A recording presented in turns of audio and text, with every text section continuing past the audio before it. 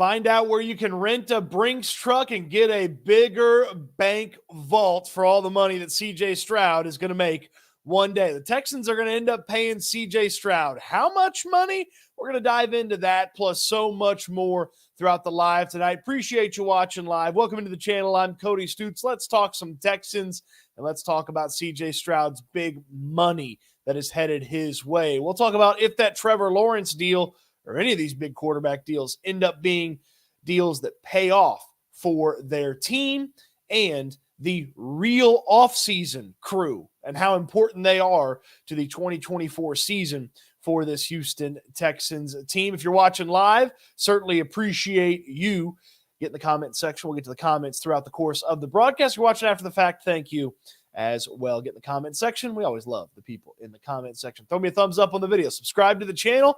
Let's talk some Texans here. Late night on a Friday night. Hope everybody is having a fantastic start to their weekend. I know I am. Let's talk money. Let's talk big money for CJ Stroud. Trevor Lawrence, the latest to get the big money deal in the NFL quarterback landscape. The huge money headed Lawrence's way, making him the highest average annual valued paid player in all of football, tying him with Joe Burrow and tying him in total value with Joe Burrow. The only contract more valuable overall in all of football is Patrick Mahomes' 10-year deal, which started in 2020 for $450 million. $275, $55 a year headed Trevor Lawrence's way.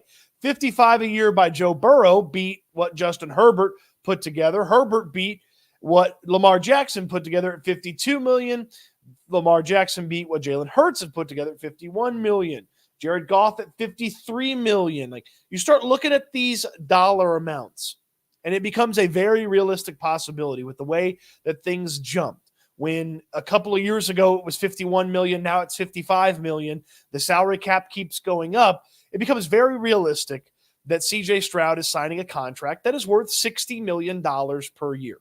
It is very much in the realm of possibility that $60 million per year is the amount that CJ Stroud is going to sign for, and that guaranteed at signing, that guaranteed money that's headed his way is going to be astronomical as well. Now, Stroud needs a little help to probably get to that $60 million, and obviously this goes without saying. He's got to continue to play well throughout the course of these next couple of seasons, because Stroud's not signing this big contract a year from now. It's going to be 2 years from now when that big deal shows up for CJ Stroud. So he's got 2 seasons that he's got to go out there and play really, really good football. And maybe it's not going to be really good football, because Trevor Lawrence has only played kind of good football over the past 3 seasons, and he's getting the big deal. But CJ Stroud stays on the trajectory that he's on, and all of a sudden you're looking at a $60 million a year deal. That's CJ Stroud's part of the equation. Then he needs a little bit of help. There's not going to be a big rookie contract for a quarterback, second deal for a rookie quarterback, or formerly a rookie quarterback, first-round quarterback is what I was trying to get to. There's not going to be a big deal for a former first-round quarterback coming next offseason. Kenny Pickett's already on a different team, so he's not getting the big money. He's not going to reset the market. He's not going to reset the average annual value. The guy that's going to help out CJ Stroud is a guy that CJ Stroud is a big fan of, and that's Dak Prescott. Dak Prescott, the Cowboys are either going to re-sign Dak Prescott and make him the highest average annual value paid player in all of football, or Dak Prescott's going to hit the open market. And I know that not all of us agree on how good Dak Prescott is or where he ranks amongst top quarterbacks. CJ Stroud has him in the top 5. I have him somewhere in the top 8 of the NFL's quarterbacks. But guys like Dak Prescott, at the age that he's going to be at, do not hit free agency. Kirk Cousins this past year, at the age of 35, hit free agency, and he got $45 million a year coming off of a serious injury. If Prescott plays well, the Cowboys don't retain his services, and he hits true free agency next year, he's absolutely going to get into that $60 million range. And then CJ Stroud hits the negotiating table a year later, and $60 million is very much on the table for CJ Stroud. And it will be a worthwhile investment. Remember, just because you get that big money that shows up on the contract extension, it doesn't immediately kick in. That huge money kicks in in year 6 of the contract. Yes, you put a couple of bucks up at the front and spread it out over those first couple of seasons before the deal actually kicks in, because you've got guaranteed money and salary cap gymnastics they can do. But the huge base salaries, the ones you've got to work around, the ones that general managers have to change, erase, and move around every offseason, that doesn't start until the 6th year of CJ Stroud's NFL career. So that's a ways down the road, worrying about that. Just, it's something to keep in the back of the mind for Nick Caserio as he starts to think about new contracts on the horizon for guys like Christian Harris, if he plays well this season. A second contract for Danielle Hunter. Contracts for Laramie Tunsil and Titus Howard after their current deals run out. Derek Stingley in the future is a contract consideration. Obviously, if some of these offensive linemen play well, like Juice Scruggs, he could be up for a contract in the next couple of years. Tank Dell in the wide receiver room. Stefon Diggs at the end of this year. You start to see how there needs to be some long-term planning. And I know Nick Caserio likes to work in these 2-year increments, these 2-year windows. There's got to be some sort of long-term management. Now, it shouldn't stop you from doing things that you want to do, and it hasn't. I know it's only the first year of the CJ Stroud experience in the books, but the Texans have gone out there, spent a tremendous amount of money in free agency, acquired a big contract in Stefon Diggs. That will become more difficult as more players deserve to get paid, more players get paid by this team, and ultimately Stroud's contract gets on the horizon. You start to think about, okay, big money, how are they going to start fitting everything together? I will say about Stroud contract worry, I'm not going to get too fatigued about this. And the reason I'm not is I look at the Philadelphia Eagles, and the Eagles have a lot of big money on their team. Their quarterback is highly paid. Their running back, 2 of their wide receivers. They're tied in multiple offensive linemen. They've got defenders as well. It's kind of easy to see how the Texans follow suit down the road and pay a bunch of guys top of the market value, kick the cost of that down the road, and try to manage the best they can while they're staying competitive and taking care of their business. That's what the Texans will have to do in the next couple of years. But if you're CJ Stroud, look, I think this is a good lesson for CJ Stroud and the Houston Texans. You know you're better than Trevor Lawrence. You feel like you've got a shot to be way better than he has been in his first 3 seasons. That's certainly something to work for. But all of that shows up, that big money, the giant Brinks truck worth of dollar bills, all shows up when you take care of your business, when you keep doing your work, when you continue to grow and you get better. You want to surpass Trevor Lawrence, Joe Burrow, whatever new deal Patrick Mahomes may sign between now and then, Dak Prescott's eventual deal. You've got to continue to take care of your business. It's something to work for. It's a reward for your hard work. And when you sign that big contract in the future as CJ Stroud, it's sort of your word that you're going to continue to be that guy for the organization and take care of your business as one of the highest paid quarterbacks in all of football, and maybe, just maybe, the highest paid quarterback in all of football. But that's a couple of years down the road. I don't want to say worry, because that's not really the thing. You would be elated to pay CJ Stroud that money, because that means that he has earned that money as well. So big contracts for quarterbacks, I don't get scared of them very often, because more often than not, Trevor Lawrence is probably excluded from that conversation. More often than not, you feel pretty good about paying that guy that money. The Eagles felt good about paying Hurts. The Chargers felt good about paying Herbert. Obviously, the Bengals felt good about paying Joe Burrow. If CJ Stroud's going to be the highest paid quarterback in football, you're going to be elated to make CJ Stroud the highest paid quarterback in all of football. You're going to be very excited, because that means he has earned that. He has played well enough to get that. So, finding yourself in that conversation, you got to take care of your business over the next couple of seasons if you're CJ Stroud. Let's get to some of the comments. We'll talk about the offseason, the real offseason guys, Trevor Lawrence as well. Let's get to some of their comments. Sean G says, feels like they're hitting the New England way in stride. Pay your important talent, move some name talent for picks, rinse and repeat. Yeah, absolutely. Absolutely. Getting in the conversation. Winning a playoff game makes you a top 10 QB. I mean, it puts you in the conversation. Certainly, you add in some of your regular season performance, it gets there. Hope that when the times come, we can keep the power players. That's certainly what you can do. I mean, the NFL salary cap is, yes, you've got to have some bottom of the roster churn. You're going to have to make some difficult decisions. But ultimately, it feels like the Texans are able to, in the future, keep the guys that are absolutely necessary to keep. I did not mention Will Anderson's name. That's another big name that you're going to have to pay down the future. Brantley says the Pats did a good job of having a core group, and then everyone else was 1 or 2 year deals. Yeah, they kind of maneuvered things in a very clear path with some guys. Like, look, everybody earns respect, but not everybody's treated the same way, the way the Patriots operated, and certainly Nick Caserio saw some of that. You think CJ will be traded before his new contract comes up? Nope. Let's see here. This is a good one. If he continues to play, he'll be worth it. Absolutely. Now, here's the big question that I've seen popped up a couple of different times. Popped up, popping.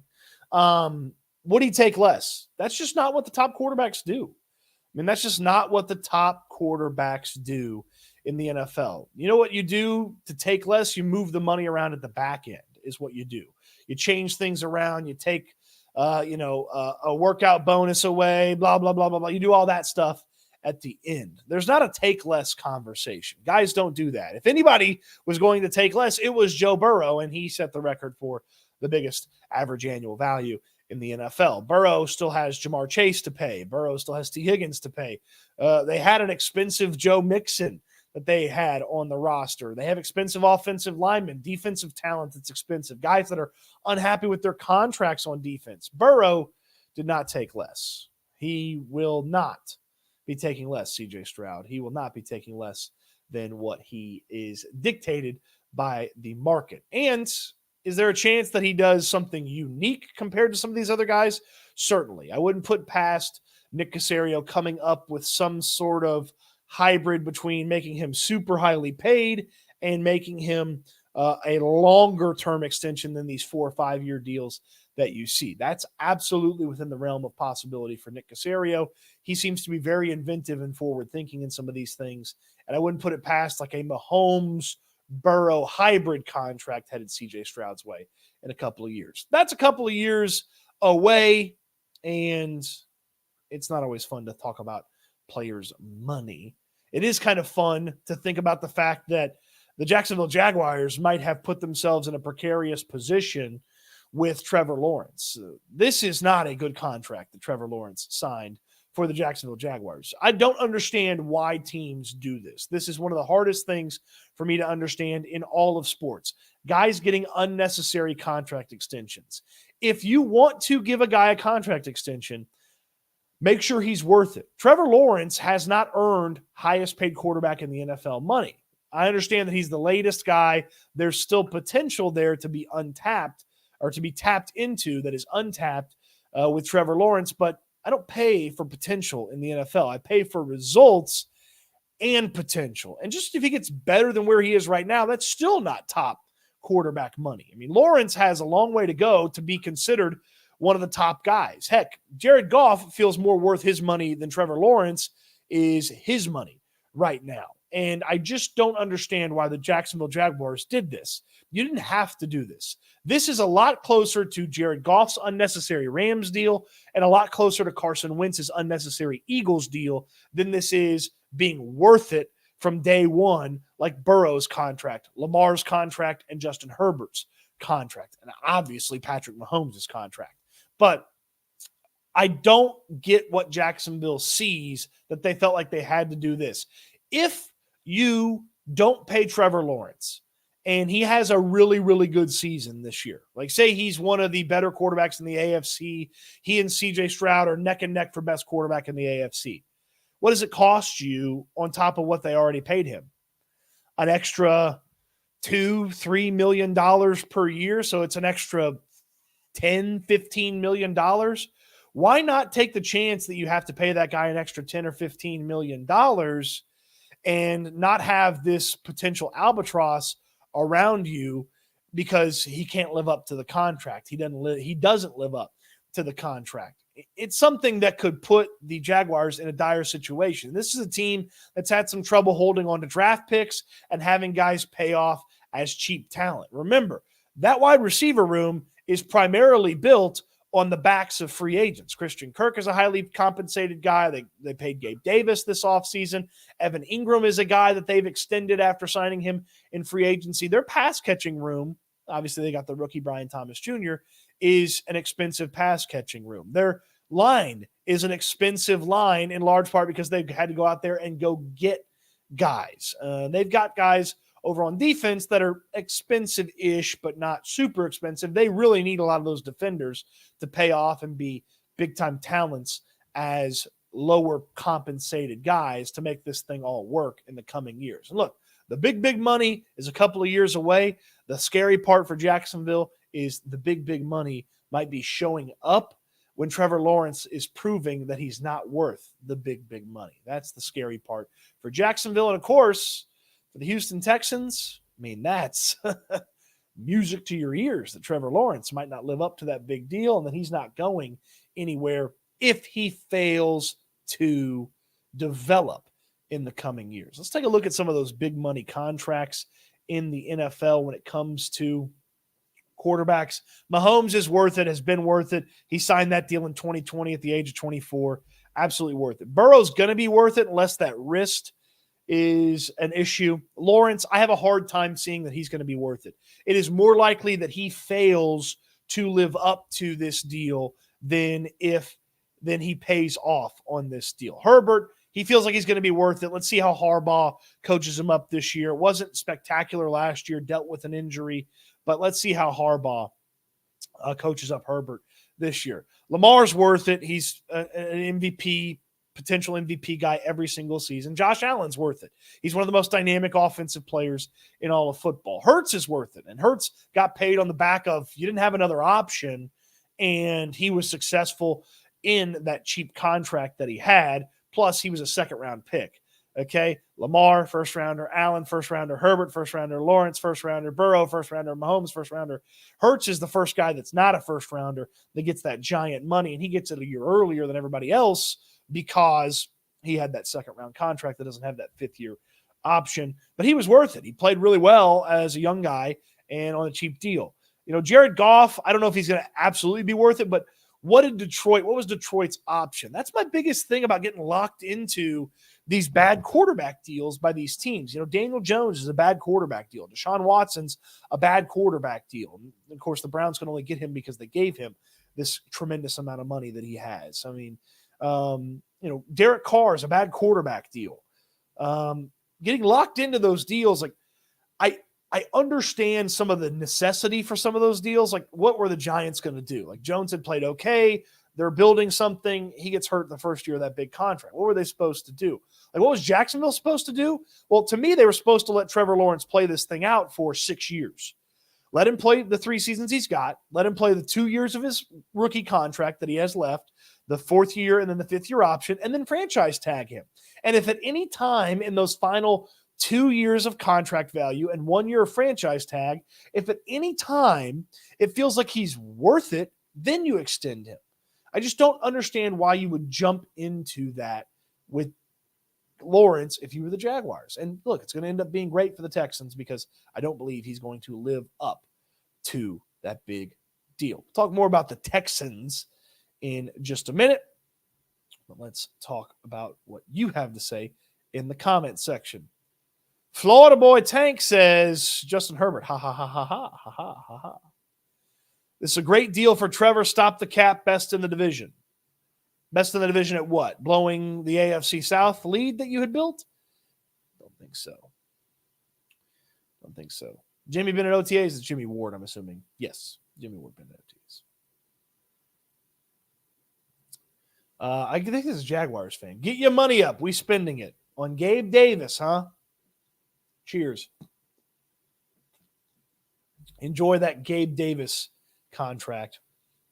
That'll age like milk in the Texas summer. Cajun Girl says, Cody and Landry are where I go to get my Texans news because they keep it real good or bad news. Yeah, absolutely. I mean, I call it like I see it. I try not to sugarcoat things or puff things up. CJ can elevate players so we don't have to worry about it. Look, that's part of the big money is can you elevate guys? I mean, if Lawrence goes out there and makes Gabe Davis look really good and Kirk stays as a solid player, and Brian Thomas Jr. is a really good player young in his career, then it'll be worth it. If Herbert does that with a lesser wide receiver room, it'll be worth it. If Burrow does it after T. Higgins departs, it'll be worth it. Like, the quarterback conversation is very much about what can you do with what's around you, how successful can you be when you're making this big money and some of these things start to drop off the roster that you had when you were a younger player. So who's better, CJ or Love? I mean, it's CJ Stroud right now. Jordan Love has had a smaller sample size of consistency than CJ Stroud has. That's how I feel about that. How did Jimmy G always have a job? I think he had a solid floor for a long time. A solid floor for a long time.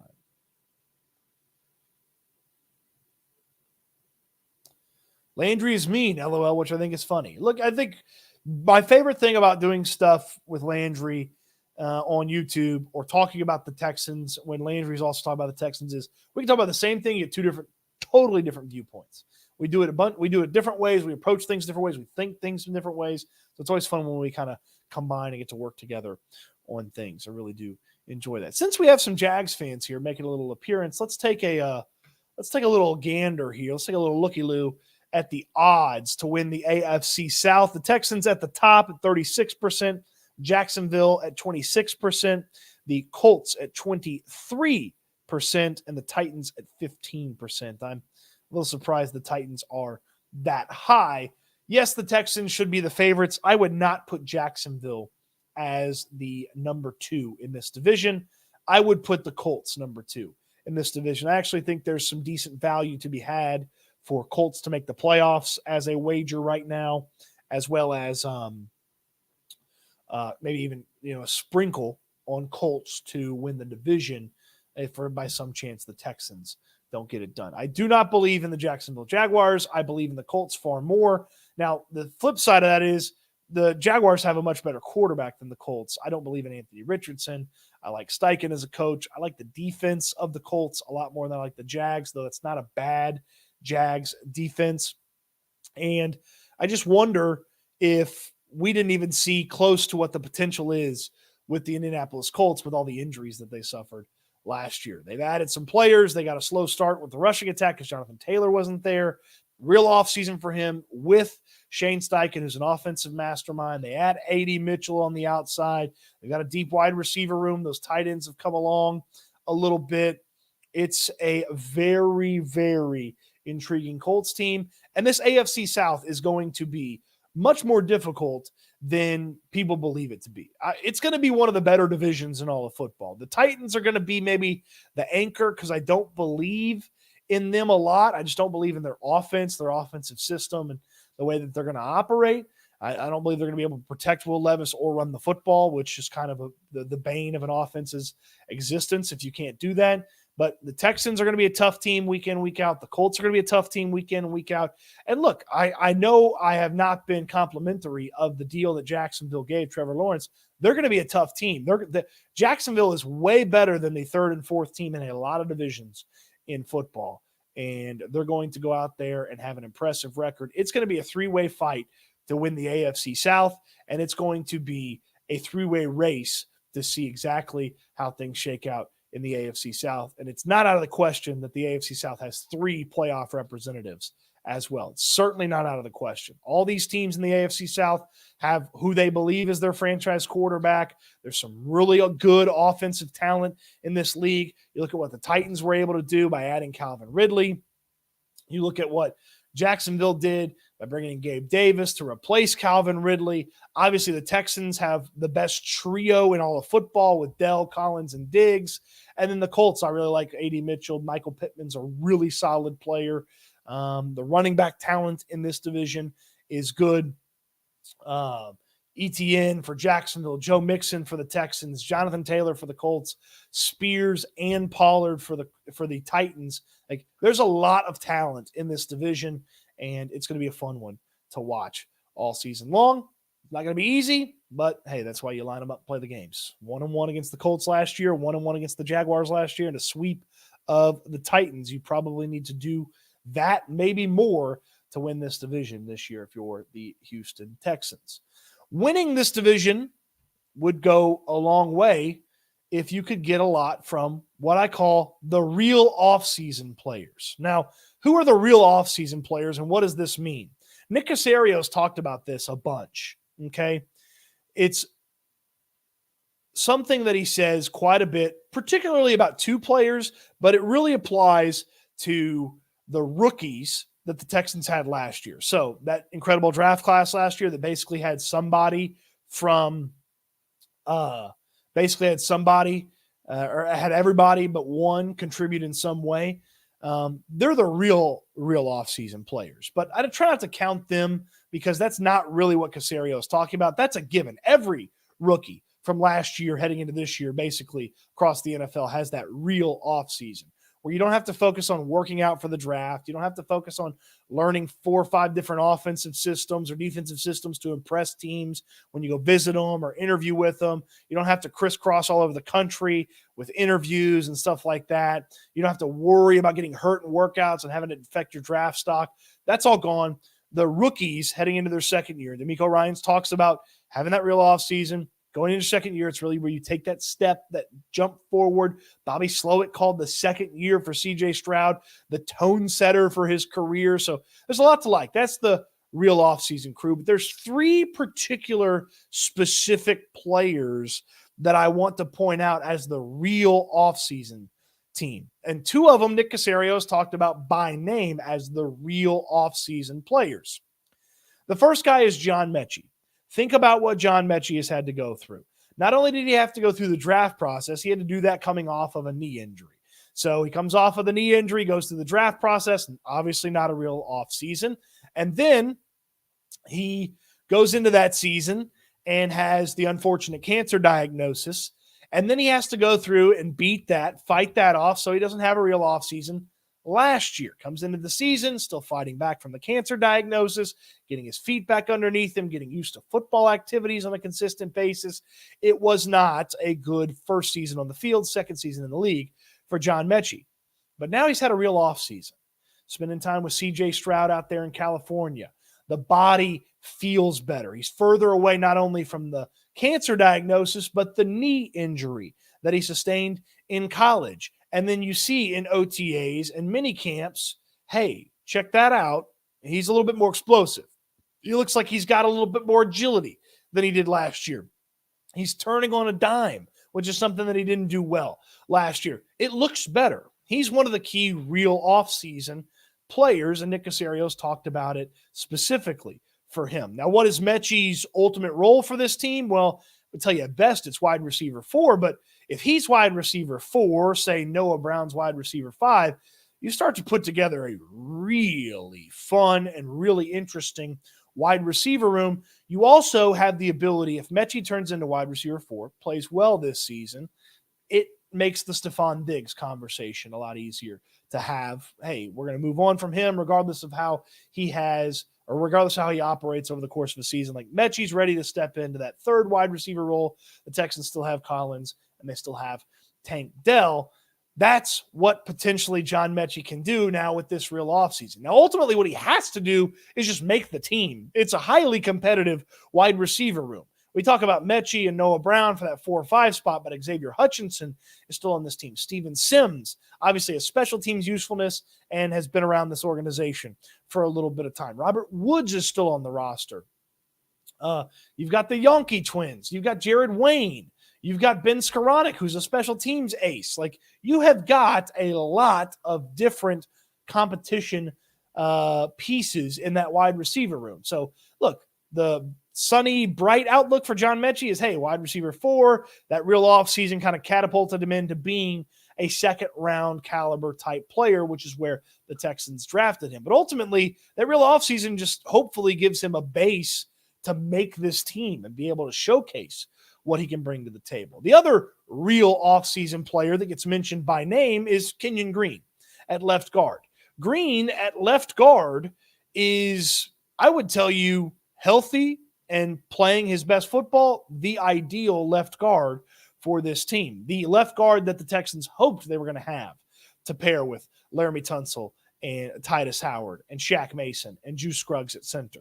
Now, what does Kenyon Green get from this real offseason? Well, he's clearly healthy, which is the biggest thing for Kenyon Green. Injuries have derailed both of his off seasons prior to this one. 2 years ago, obviously you had the draft lead up, but he's coming off of an injury.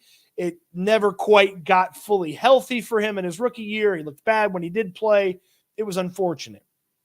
Coming into the second year, he was hurt before this thing even got started a year ago. And the Texans knew that with the way that they operated and bringing in some different offensive line options and things of that nature. So I feel like a healthy Kenyon Green, showcased by the fact that he has a new look to his physical makeup. If you can change your physical makeup, that means you were healthy enough to change your physical makeup. And again, for Kenyon Green, this is about making the team. And then once you make the team, figure out where you fit on the team. But that real offseason that Nick Caserio has talked about, Kenyon Green, along with John Mechie, those are the two key big-time players that you need the real offseason production to jump for the Texans. The third player is a lesser one and may not even be in a spot that I believe him to be in, but Charlie Heck with a real offseason. He was injured last year. He never even really got started with the season. And Heck showed up in the middle of the year. It didn't look like he knew everything that he needed to know to play tackle. And then ultimately it looked really bad when he got on the field. Real offseason, team brought him back. If Laramie Tunsil or Titus Howard couldn't go tomorrow, Charlie Heck would be on this field. So Heck's another player, real offseason. Hopefully he got better. Hopefully he's deeper in the playbook, more knowledgeable about what to expect with this offense. And Charlie Heck as that backup tackle with that real offseason boost, you certainly hope as well. Get to a lot of your comments and conversations and questions throughout the course of the evening. Appreciate you getting in the comment section. Continue to get in the comment section. Obviously, you have a super chat. You go to the front of the line, or if you want to get in on video, the link at the top of the chat is where you can get in and get your comment or your question in on video, like our guy Brantley, who wants to weigh in. Brantley, what do you got for me, man? What's up? I just wanted to talk about your confidence in those guys. You just kind of went through the offensive line. We haven't seen a whole lot. I mean, we've seen Juice Scruggs. We've not haven't really Juice Scruggs. You know, do what? We saw left guard Juice Scruggs, but not center Juice Scruggs. Right. So what is he going to do at center? Also depth. You know, we're always worried about. You know, Titus Howard got hurt last year for a little bit. Yep. What is our confidence there in the offensive line? Look, my confidence is probably higher than most for a variety of reasons. One, it's a fairly healthy line when the season gets here is the hope. I mean, Tunsil looks like he's going to be ready for training camp. D'Amico Ryan said he's on track. Same with Titus Howard. D'Amico Ryan said he's on track. So, you know, the bookend tackles look like they're going to be healthy. Mason's an Iron Man. He's basically always healthy. And then Scruggs looks great. You know, he was hurt to start the year last year. But once he played, he looked okay at left guard. That's not the position I feel like they ideally want to play him at. They want to play him at center. Right. And if he plays center, he looks good. He looks like a strong man. He's got he's filled out the upper body, huge arms. He looks really muscular. And then left guard spot, I like the options. I don't know that I love any of the players that could end up as the left guard. Obviously, Kenyon Green, we just talked about him. I feel like that's the ideal guy. That's who you want to win the left guard spot. But you've got Kendrick Green, who played well before he got hurt for the season last year. You got Jared Patterson, who is an option as well at guard. And then you asked about depth. I'm scared about tackle depth. I'm scared to death about tackle depth. Yeah. Because if Tunsil or Howard can't go, that means rookie Blake Fisher or Charlie Heck are stepping on the field to play tackle. And I don't want those guys protecting CJ Stroud in 2024. I mean, they played it felt like 9 different tackles last year. So, you know, it may happen, but I don't love the tackle depth. I like the interior offensive line depth a whole lot more than I like the tackle depth. The tackle depth scares me in 2024. Could it be settled in 2025 because Fisher develops? Sure, but we're talking about 2024, and I'm worried about the tackle depth. Yeah. To me, it seemed like they did a good job of protecting CJ last year, but they couldn't get the run game going whatsoever. They got it going a little bit at the end of the year. But do you think if we keep the starting 5 that they're going to be able to run they got Joe Mixon this year. Yep. Are they going to be able to run the ball better? Or like, are we going to take a massive hit if we lose a guy in the run game as well? I mean, look, I think the rushing attack not ever having some consistency in large part was Dameon Pierce. They forced him early. He couldn't get it going. And they were constantly moving offensive linemen around. I mean, Titus is not a left guard. He shouldn't have been playing left guard last year, but you also couldn't bench Fant because he'd played well at right tackle. Like, I don't think that once they got to, Patterson initially, I mean, he was solid, but once Patterson was gone, you had, not Deculus, but Michael Dieter in there at center quite a bit. I mean, he's not an earth mover by any means. Like consistency, playing 5, 6, 7 guys instead of 14, 15 guys, that's going to do a lot for the rushing attack. And having guys that played in the offense last year back for this team, like in theory, 4 of your 5 starters along the offensive line played on the offensive line last year. Now, Titus is going to be in his regular spot at right tackle, and Scruggs is going to be at the spot that I feel like he's intended to be at center. But 4 of your 5 linemen played in this system last year. So they have the expectation. And then the underrated aspect of this team, I think Landry calls it nobody's talking about guy. Chris Strausser, the offensive line coach who helped build the Great Wall of Indianapolis that they had for all those years, that was Chris Strausser's first year in that offense. Okay, so the offensive line coach had to learn what Bobby Slowick wanted, had to learn that style of offense and teach it to the guys and execute it that way as well. He's another year into the offense, and he's a big-time coach. I really like the potential of this offensive line under him. He's got to pay off. The guys have to be healthy, and I feel like that's where this offensive line really kind of hits the ground running, pun intended. Awesome. Thanks for having me. Brantley, appreciate you jumping in. You want to jump in like Brantley? You certainly can. The link at the top of the chat is where you can jump in live on video. Brandon says, I want to see Kenyon Green come in to form and the Texans be able to run rushing plays behind him. Look, he's supposed to be a road grader. I mean, he's supposed to be that guy that can open the hole, dominate dudes in front of him. He's supposed to be that guy. He hasn't been that guy consistently in the NFL, hardly at all. But he's supposed to be that guy. Mellow Mike says health and cohesion in the starting 5 is the biggest need. All else will follow, and that you will see that improvement. Yeah. Hey, look, Dieter played well for the backup center. I mean, I didn't think he played bad. Played well. Getting the knee cleaned up doesn't normally take long to recover from. Real Thoughts asked to let me out because he got his knee cleaned up. I feel like if they had to play in this season or in minicamp, Tunsil would have played. But if he could just stay healthy for a year, full season of Laramie Tunsil, staying healthy, I mean, that'd be great. That'd be great. Him and Howard, if they could play 15 of the 17 games, 14 of the 17 games together, and that would add to my confidence level with this offense so much. This is a nasty-ass pass rush that the Texans are going to go against over the course of their schedule.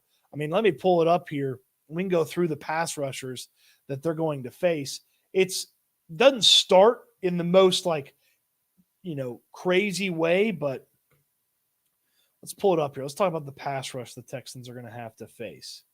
So Indianapolis, not off the edge, but Latu, their rookie, is one of the most pro-ready rookies that has gotten drafted. So, he's a solid player. And then they've got DeBrickashaw Ferguson. Not DeBrickashaw Ferguson. They've got DeBrickashaw Ferguson was the Jets offensive lineman. Who am I thinking of? DeForest Buckner.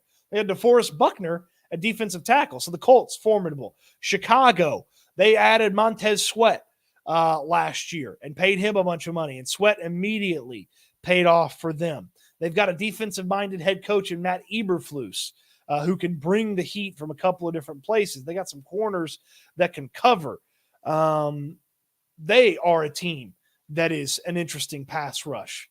Not great, but interesting. Minnesota, I mean, Jonathan Grenard, we saw what he did last year. Jacksonville's pass rush could be pretty solid. Buffalo could be solid. Von Miller healthy, another year removed from the issue that he was having with the knee. Now, he's 35 years old.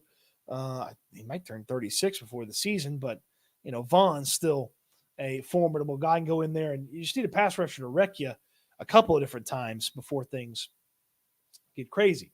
Now, this is kind of the softer pass rush portion. New England, Green Bay, back to Indianapolis, but New York can bring some heat. They got some guys that bring some heat. If they can get Reddick, they can certainly bring some heat. Detroit's got guys that can bring heat. Aiden Hutchinson, Dallas, obviously, Micah Parsons and D-Law. Tennessee, up the middle with Jeffrey Simmons. The edge is not super impressive. We talked about Jacksonville already. Miami with Chop Robinson. They just added Calais Campbell as a vet that can hang out and get you something. And obviously Kansas City and Baltimore bring some heat as well. So you're going to have to be good at tackle. Obviously you're going to have to be good in the interior offensive line. It's going to be a really, really interesting season to watch, this offensive line for the Texans. Let's see here. If we can average 4 or 5 rushing yards, we'll be okay. Look, this team was 29th in yards per carry last year, and they were 22nd in yards per game last year. If you get that into the top 15, top 12 of the league, which is a huge jump, by the way, but if you get in the top half of the league rushing the ball after being in the bottom 10th of the league, or, the bottom 10 of the league, that's a huge improvement. It helps the offense a lot. It helps the defense a lot. They've got to run the football better. Mellow Mike, Stoots, does PFF just hate the Texans? Stingley and Hunter were not in the top 10 of their positions. I mean, it's not really an opinion-based thing with PFF. It's not really opinions with them. It's just it's their numbers and how they grade things and things like that. But, I mean, I don't agree with that. I would tell you that Danielle Hunter is one of the 10 best pass rushers in football without a question.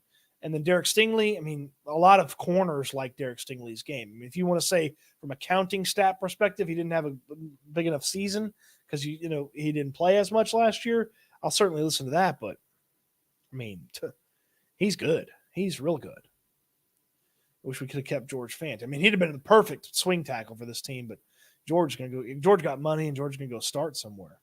I think it's Seattle. He went back to Seattle. Before training camp, they're trying to pick up some free agents. Yeah, certainly a possibility before training camp, during, or right after they make a trade or something. Yeah, I mean, certainly a possibility. I couldn't tell you where exactly, but yeah, maybe a running back if Pearson quite getting it. Dime says, happy Friday, Cody. Just got here. I trust Caserio and D'Amico. Happy Friday to you, Dime, and I appreciate you checking in and watching. Thank you. Appreciate everybody scrolling through. Thank you. Thank you for taking the time on a Friday night, just hanging out, talking a little bit about this Texans team. I wouldn't hate Will and Calais Campbell. He was the last solid DT available. Yeah, I mean, play a little inside on some pass rush downs, a little edge guy. And they're 3 deep on the defensive end thing, and then the 3 deep is better than a year ago. Like Hunter, Anderson in year 2, and Danico Autry, that's better than Anderson in year 1, Jonathan Grenard, and Jerry Hughes. Like, this over here is way better than this. So that's going to be a big improvement. Brantley says, don't forget, you can always call JJ if they need him. I suppose that's going to be a thing until it's not a thing. So perhaps that is the case. Darth Derp says maybe they can pick up a backup tackle during training camp. Look, Nick Caserio added George Fant a few days, I think, actually after training camp started. So Fant was right around the start or right as training camp was had begun when he showed up for the Texans. So absolutely. I mean, there's I don't know who the guy is, but I wouldn't have told you a year ago George Fant was going to be a really good player. So you don't see Barnett, great role player. Yeah, Derek Barnett, certainly in the defensive end room. You want some questions? Throw some questions my way. We'll do some Q&A to wrap up here. Just hanging out a little bit with you. And if you did not watch the Kamari Lassiter video the other day, okay, if you didn't watch the Kamari Lassiter video the other day, you might have missed out on something. You might have missed out on the first food review here on the channel. The first food review was at the end of the Kamari Lassiter video. So if you want to go check that out, you can go check that out at the Kamari Lassiter video. Is Kamari Lassiter, or could he be a steal for the Texans?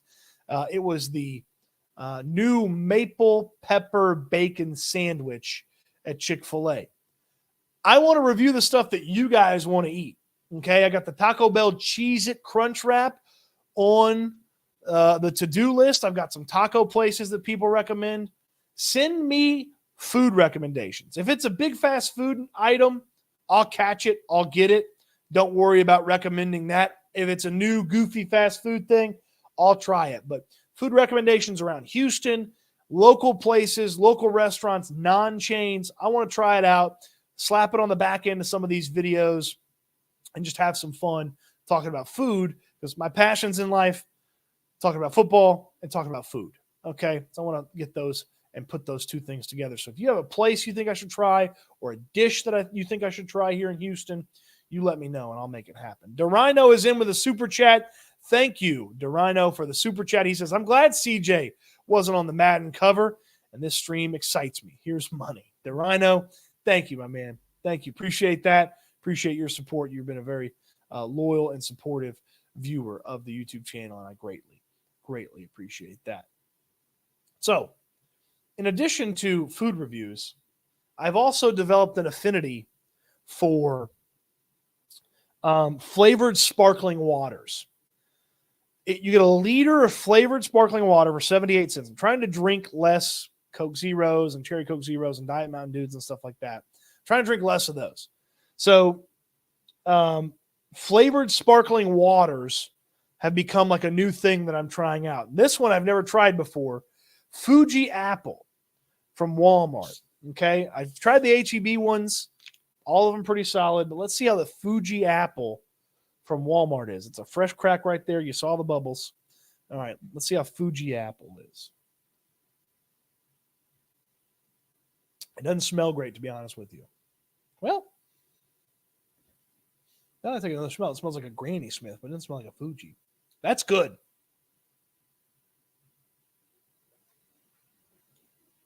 That's really good. That's worth your time. 78 cents. You like apples? How about these apples? Okay. How about these apples? All right. There's a little food conversation for you. Fire away on any of these questions that you might. Blue Boy 5, Ein says, Cody, I have to say I disagree with your take on the offensive line. The interior is what concerns me the most, because they were not people movers last year or healthy. Well, they've swapped them out.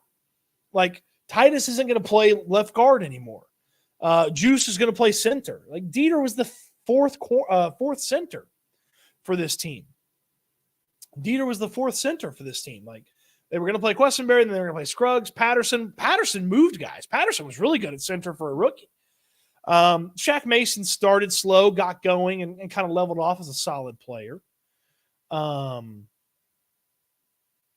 yeah, I get the concern, because left guard's a total question mark. Scruggs didn't play center last year, and Mason's fine. Okay? Mason's fine.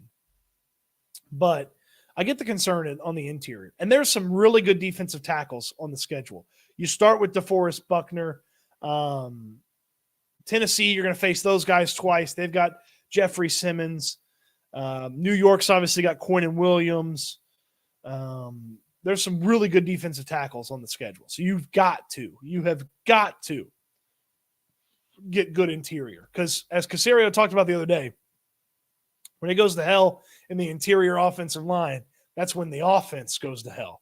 And when you can't block guys up the middle.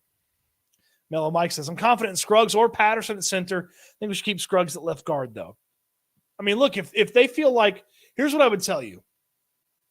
They'll play the best center.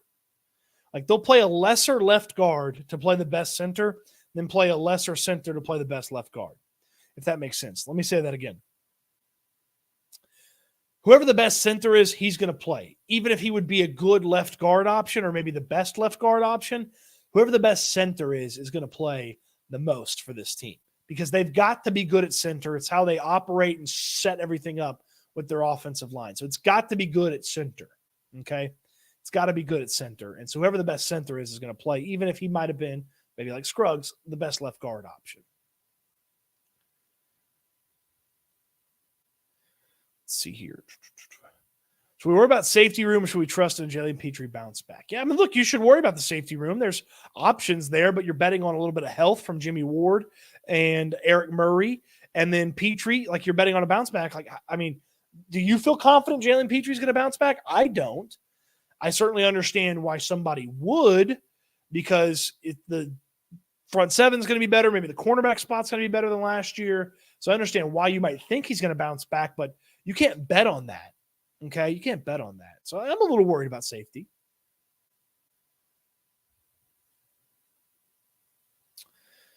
I mean, again, those guys aren't playing. Like they were good when, like they were not good. They were fine when Scruggs was in there. And again, not his real position. Mason played fine by the end of the year, and they're going to have options at left guard. Like they're going to be, I think they're going to be okay on the interior offensive line. They need to be elite at tackle. And if they're okay inside and elite at tackle, they'll be okay. They'll be okay overall. That Fuji apple's good. Somebody said there was a recall on that. God, I hope not.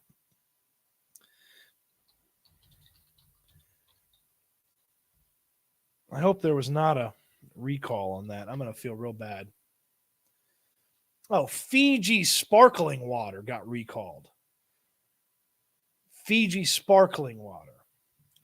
Not my Fuji apple from Walmart. The fancy people water got recalled. Cage Girl, you think they're going to have a top 10 defense this year? I do. And here's why I feel that way. Healthy Stingley plus that front seven led by the ends, Hunter and Anderson, and then Azeez Al-Shire in the middle. It sets up to have a really fun defense. And when you look at some of the teams that they start with, they can start hot and kind of ride that for a while as well. I think Indy's not going to be an easy team, but it's Anthony Richardson coming off of a serious injury. Chicago's Caleb Williams as a rookie. Minnesota's J.J. McCarthy as a rookie. Jacksonville, you had some success against them from their offensive standpoint last year. Buffalo's going to be a tough out. Drake May with New England as a rookie. Green Bay at Green Bay, Jordan Love with that crew, a little bit tougher than you would think. But like you can start hot those first 6-7 weeks and put something together as a defense and really kind of set yourself up for the rest of the year. All right, let's see here. Dime asks, have you tried Spindrift sparkling water? You can get it at Target. I recommend the orange flavor. Noted. Got to put my little food notebook together. Spindrift. Orange. Okay. Get some of these comments up here that I missed a second ago. I hope you're going to do some restaurant reviews. Absolutely. Restaurant reviews. Absolutely. And I'm going to try to hang out with the people that run the restaurants, like especially they're Texans fans. I've got my first idea in mind for like a restaurant hang out, talk with the owner of the restaurant, talk a little football with him, talk some food with him. And like what I think what I want to go to restaurants, I don't want to say what dishes or what food at your restaurant is your CJ Stroud, your Will Anderson, and your Nico Collins. Like point those out to me. Like what are your two big entrees and your one big side, point me in that direction, really that's kind of a different spin, unique idea. Brandon says, might not be food, but for dessert, you got to hit up Chocolate Bar. I mean, Chocolate Bar is legendary. They got all sorts of stuff in there. What do they got? They got that ice cream that's really good. Maybe it's a root beer ice cream. It's a root beer ice cream. Siraj says Mojito Waterloo. Okay.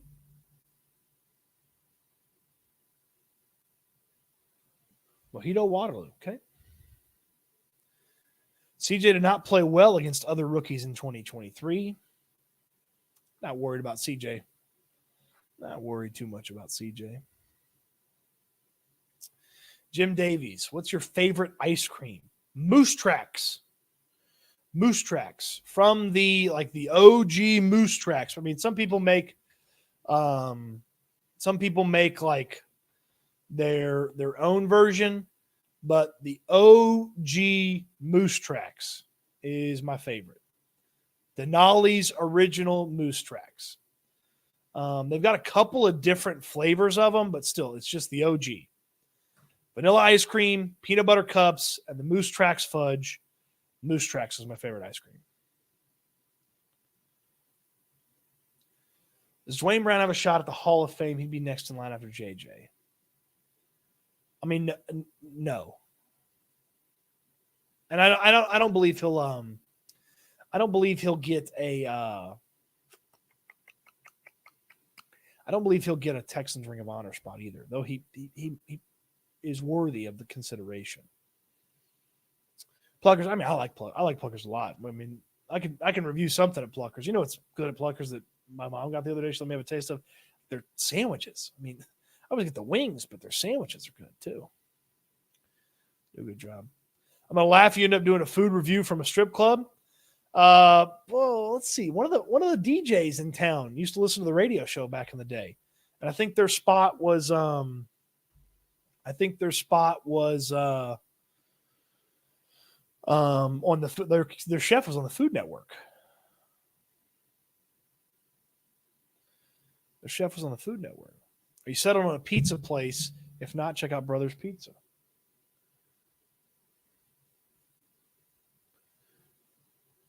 Brothers Pizza. Okay. I do not have a favorite. I mean, if I was going to pick any pizza place in town, I'd go to Home Slice. I like Home Slice, but I hear great things about Brothers. I don't think I've ever had. I'll definitely be down for that. Wholeheartedly believe Houston has the best food in the United States. Every time I'm in town, I never know where to eat. I'll put you together a list, man. I'll put you together a list. Real Thoughts as I come to Houston about 9 to 10 times a year, so I value the food review. We can put that together, man. Put that together.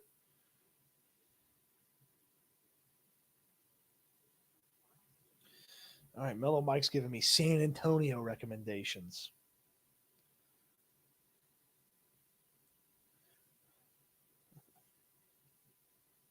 Okay, put that together. Jose, St. James. Marco's is an underrated chain. I mean, for chains, Marco's is a very underrated chain. I mean, they do a good job over at Marco's. I'm not going to talk bad about it. The thing I like about food is it's comforting. Everybody eats. And what I really like about food is if you can consistently do something that people enjoy, then you can make them happy and you can make money doing it when it comes to food. So you can be a chain restaurant. You don't have to be super fancy. You don't have to be, some incredible 5-star, $150 a plate type place. Like, you can be a chain restaurant, do something really well consistently, and make people happy. You can be a super fancy restaurant. I've eaten at March here in town. It's one of the best meals of my life. I can't go eat there every week or every time the menu changes. It's not feasible. It's not possible. Okay. But they do something unique, different, and special that you can't just go get anywhere else. Like, I appreciate that too. Food should not be looked down upon in any way. The people who work at food establishments shouldn't be looked down upon in any way. Like, I think if you can consistently make someone's food for them, something that's not easy for everybody to do.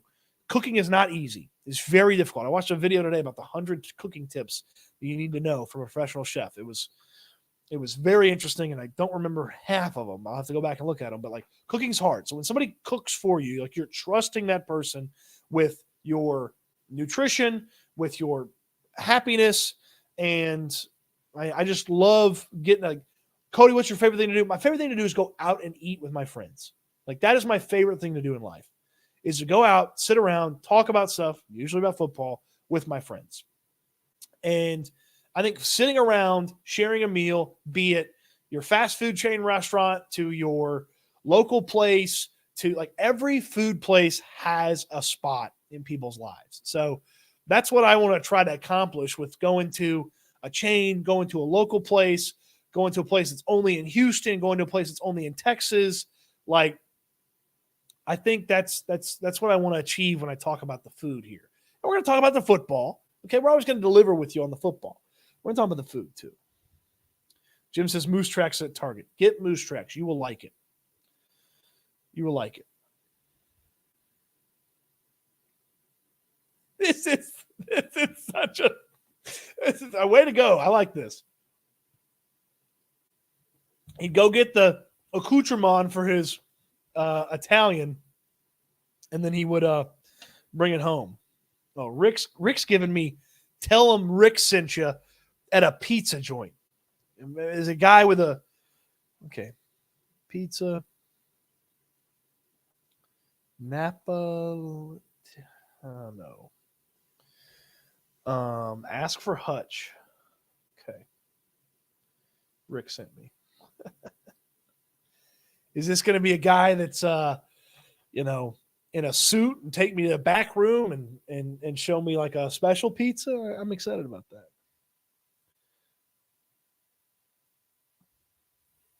I was born in Houston, left at an early age, so I don't know the city, but the Texans are my team. Yeah, good to have you, man. Good to have you. The Texans are going to be a lot of people's team this year, man. It's going to be fun. We're going to get a lot of new Texans fans in here. It's going to be great. It's going to be great.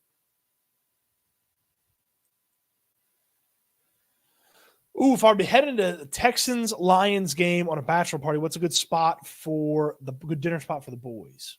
I mean, depends what you want. Like, I mean, if you want Tex-Mex, there's a bunch of options in town. You've got the OG Ninfas. You've got El Tiempo. They're all over the place. So no matter where you stay, you can go to one of those. Teoti off of Airline is good. You want barbecue. I mean, going to Truth, that's not dinner necessarily. I mean, get there early with the boys and have some, barbecue in the middle of the day and then take a, nap and then party it up at night. J-Bar M at night. They're open late. The food, they don't always have all the barbecue at night, but they do a great late night menu with, wings and some other stuff. It's like J-Bar M at night. I tell you what, Kevin, my email's in my description. Send me an email and I'll send you a list of places that I think are worth checking out. I'll send you a list of places. I like food trucks also. Food trucks are great, man. I love a good food truck. That's hard work, man. That's hard work. All right, Jimmy's Food Store in Dallas. Okay, writing that one down. I got a bunch of buddies in Dallas. I'm up there in Dallas quite a bit. So I can check that out. I love a meatball sub, too. Smash Ball. What up, Cody? I saw they're using your post in the Texans community on Bleacher Report. That's awesome, bro. You're killing it. Keep on keeping on. Man, thank you, man. Thank you, Smash Ball. I remember you've been in here quite a bit from the early days, so I appreciate that. And, thanks to the Bleacher Report people for featuring the stuff. Thank you. Jeff wants Bayou City seafood and pasta. What do I get, Jeff?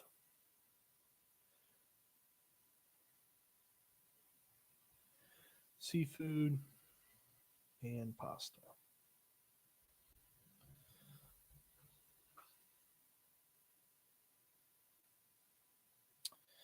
Oh, top 3 wing spots excluding Wingstop. I mean, Pluckers in Big City get it started. I mean, that's where it gets, that's where you get it started.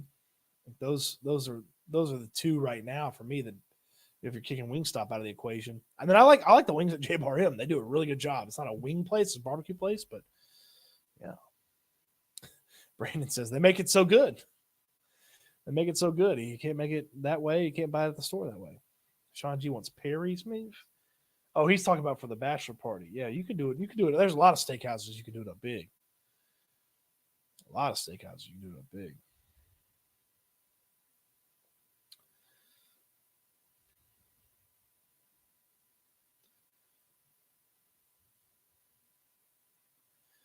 Yeah, man, Smash Ball back in the Wheelhouse days. I got some.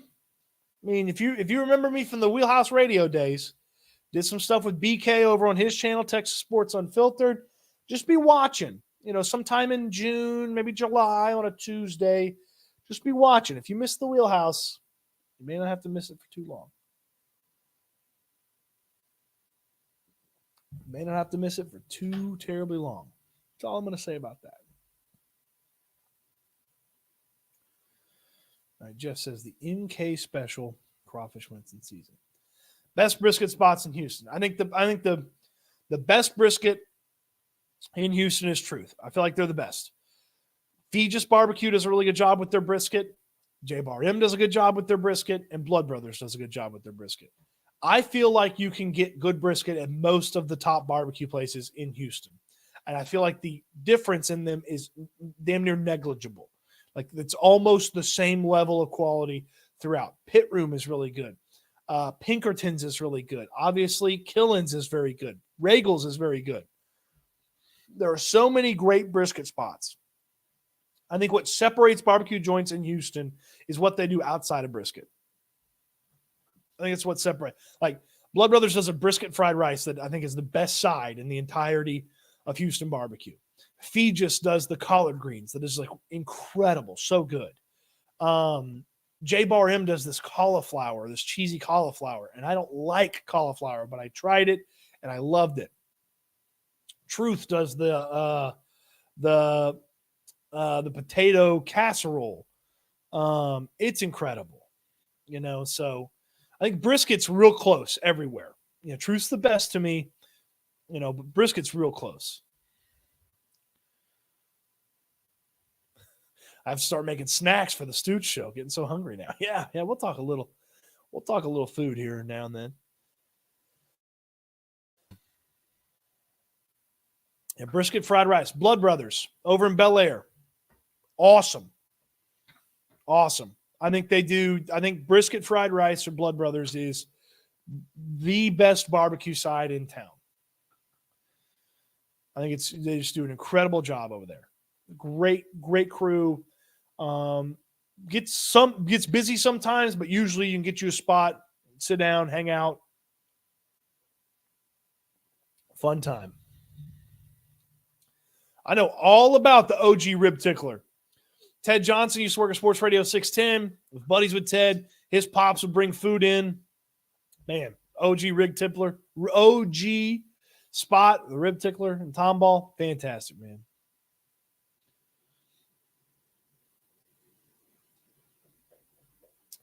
Chicken fried steak, very, very good dish. My mom makes an incredible chicken fried steak. I haven't had a chicken fried steak from my mom in a long time. Might see if Mama Stoots can throw that together on Sunday. Man, chicken fried steak's real good. White cream gravy, soft fried potatoes. Hell yeah. I might video that one for the site. Hopefully shouldn't give away any of the tips and tricks. All right. So got some food recommendations from you guys. I'll go back and watch them. Make sure I don't miss anything. Appreciate all of y'all. Appreciate y'all watching, talking Texans with me. Friday night, hanging out midnight. This is great. A couple of years ago, nobody would have given a flip about this team here. Now we got people here at midnight talking Texans. It's awesome, man. I love talking about this team. I love hanging out with y'all, talking about the team. It's fun. It's going to be such a fun summer, and it's going to lead into an amazing, amazing back end of summer and fall. We're going to have so much fun. So much fun talking about this team and counting down the days. I appreciate summer. I love it. Love what it brings. I'm counting down the days, man. I'm counting down the days until we get some Texans football. 85 days away from the opener. 85 days away from the opener. It was 86 yesterday. It was Dalton Schultz Day yesterday. 85 days away from the opener for the Texans. I'm excited. I hope you are too. Thank you, everybody. We finished the live stream. If you're new here, we finished the live stream the same way each and every time. This is my hope for you. This is my charge for you as well. I want you to eat good. I want you to sleep good. I don't want you to be good. I can't wait till we talk Texans again soon. Thank you, everybody. Have a fantastic evening. Real Thoughts. Thank you, man. Thank you. Thank you for the super chat here at the end. Real Thoughts. I appreciate that. I'll take care of you on the food reviews. I'll take care of you. I'll take care of you on the food reviews. Noah Brown days away. Great call there. Great call there. Great call. Eat good, sleep good, be good. Thank you, everybody. We're going to have a lot of fun this summer. Appreciate you watching. Can't wait till we talk Texans again soon. Have a great weekend. Happy Father's Day to all the fathers out there.